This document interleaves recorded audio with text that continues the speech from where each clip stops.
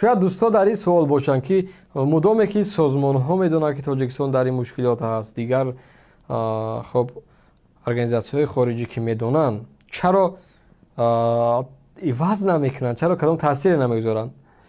دوستای عزیز هموطنان ببینین، کسی بجز از ما غمی خودمون نمیخوره. تصور کن یک خاره، یک سوزن در دستت بخلا داخل شوه، آیا دردی او را خودت حس میکنی یا که یک امریکایی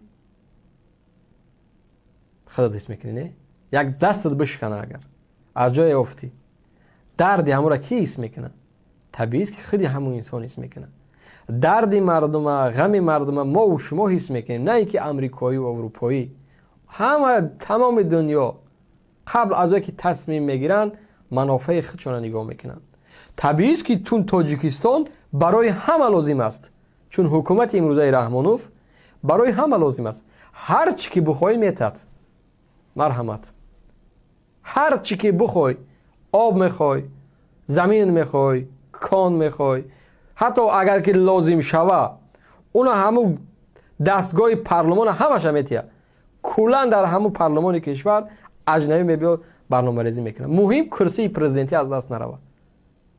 مهم من راهبر کشور باشم، زنها در گرد من برقصن، مردها در گرد من برقصن، او شعر بخونه، او سرود بخونه، او ناز بکنه، دیگرش زیبایی بکنه، تمام. برای من کیفیت من همی است. مثل که قانون پیشوا برآوردن، کسی از اینها در نزد قانون جواب نمیتیه. تصور کنید، نه اولادش، نه دخترش، نه پسرش، نه بچهش، هیچ کس فامیل پیشوا کلان بیگناه هستند. همین از دوستای عزیز که برای کدام کشور صلاحیت داده نشده است که بیاید وطن ما را علیش بکنه، بیاید تاجیکستان عوض بکنه برای ما بده. حتی خداوند هم در قرآن اینا ذکر میکنه که هر کس زندگی خودش عوض میکنه. هر کس خودش میتونه به زندگی خودش تاثیر بیاره. خوبی میخوای؟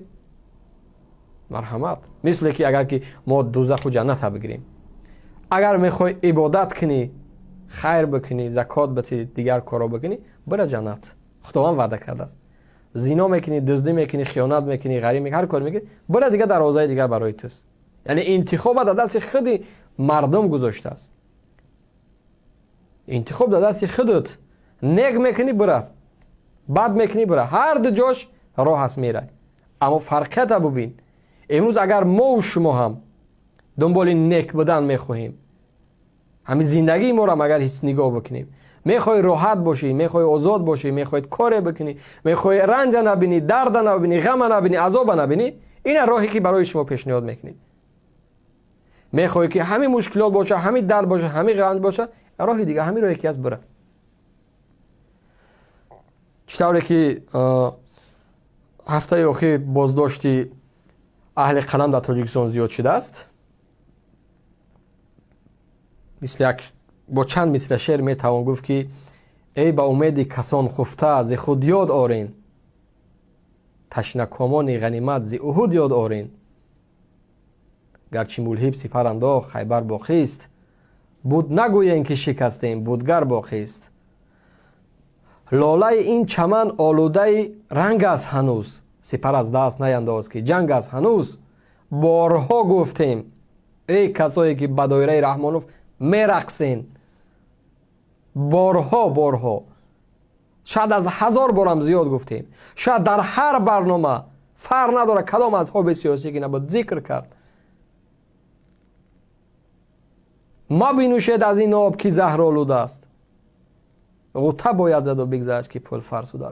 باور نکنین ای معلمای مکتب، ای دامله های مسجد، ای علمای دین، ای روزنامه نگارای حرفه‌ای، ای دانشمندان، ای فیلسوفا، باور نکنین من از منبر میگم لاله این چمن آلوده رنگ است هنوز. رنگ، سرخی، خون حاضرم در وطن ما همو جنگ است. لاله این چمن آلوده رنگ است هنوز، سپر از دست مینداز که جنگ است هنوز. خیمه بگذار و بیرو بادیه طوفان جوش است، کوه آتش به جگر دارد اما خاموش است. گوش نمیکردین. از منبر قال الله قال رسول میگفتین، از منبر پیشوای ملت میگفتین، در مدرسه و مکتب ها درس پیشوای ملت میدادین. نفرها آمدند قربانی همین راه شدند، زندان شدند، به شهادت رسیدند. گفتن ای مردم متوجه باشین، همه دنبال زندگیش بود. کم ژورنالیست ها در زندانن. امروز یک ابله یک احمق دیگر را بردن بالای سر شما راهبر ماندن. زندان بودن و آزاد بودن شما هر دوش یک است. حیف است همو قلم در همو تلویزیون و رادیو استفاده برد. حیف است. بزرگترین خدمت برای شما دست کشیدن از وظیفه خود است، با داشتن چنین یک راهبر احمق. نورالدین سعیدов ارزنده یک وزیر بودن است، یک رئیس کمیته تلویزیون و رادیو بودن است. یک بار نظر نگاه کنید به شخصیت همون نفر، یک بار خوب نظر بکنید در سیما، در چهره همون کی را میبینید؟